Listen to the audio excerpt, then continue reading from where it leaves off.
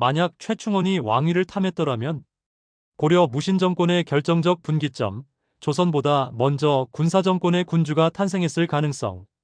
최충원, 고려 무신정권의 실질적 창업자이자 60년에 걸친 무신정치의 방향을 결정한 인물. 그는 실제로도 국왕 못지않은 권력을 휘둘렀고 정권을 대물림했으며 심지어 도방이라는 사병 조직을 만들어 왕권을 능가하는 군사력을 가졌습니다. 하지만 그는 끝까지 왕이 되지 않았습니다. 그렇다면 만약 최충원이 스스로 왕위에 올랐다면 고려의 역사는 어떻게 바뀌었을까요?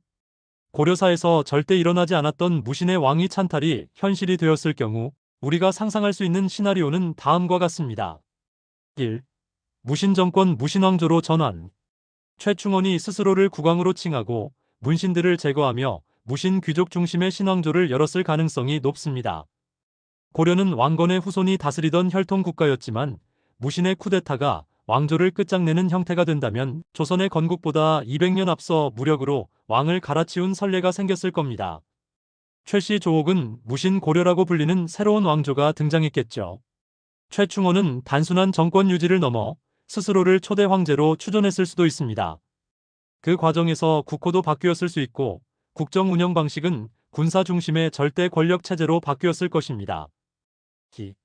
불교 기반 체제의 붕괴 혹은 왜곡. 최충원은 불교를 후원했지만 그것은 권력 유지 수단에 가까웠습니다.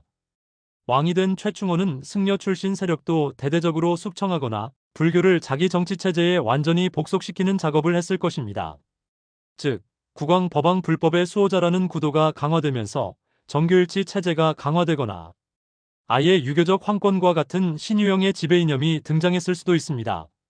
3. 고려 왕실과의 갈등, 내전 발생.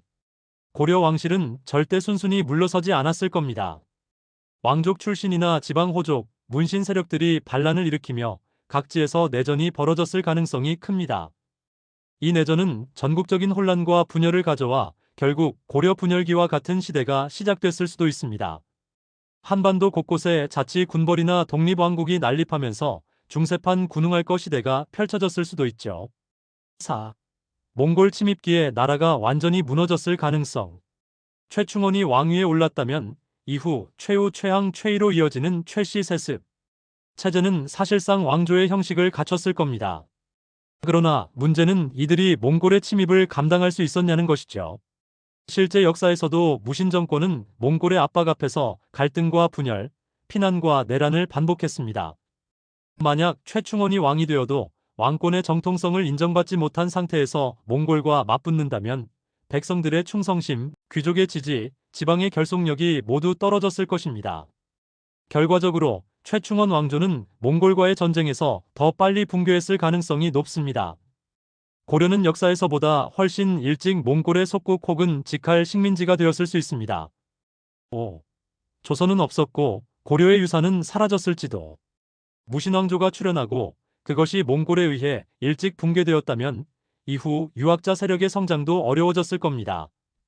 결국 이성계도, 정도전도, 조선도 등장하지 못했을 가능성이 높습니다. 조선이라는 문명화된 유교 국가 대신 몽골에 종속된 군벌 국가 혹은 새로운 다민족 지배체제가 한반도를 구성했을 수도 있습니다. 고려의 예술, 건축, 불교 문화도 더 일찍 사라지거나 몽골화되었겠죠. 최충원의 왕위 찬탈, 과연 성공했을까? 그의 권력은 막강했지만 정치적 정당성과 혈통적 기반이 없었기 때문에 왕위를 탐한다는 것 자체가 내부 반란의 신호탄이 되었을 것입니다. 오히려 그는 권력을 쥐고 있었기 때문에 굳이 왕이 되지 않아도 왕 이상의 존재로 남기를 선택했을 가능성이 높습니다. 그게 오히려 현명한 정치적 판단이었죠. 하지만 만약 그가 욕심을 냈다면 한국사에서 가장 빠른 군사 쿠데타 정권, 그리고 가장 빠른 무신왕조의 등장이라는 엄청난 격변이 벌어졌을 겁니다. 더 많은 가상역사 이야기, 앞으로도 함께해요. 구독과 댓글은 큰 힘이 됩니다. 이런 상상 재밌다 느끼셨다면 좋아요도 부탁드릴게요.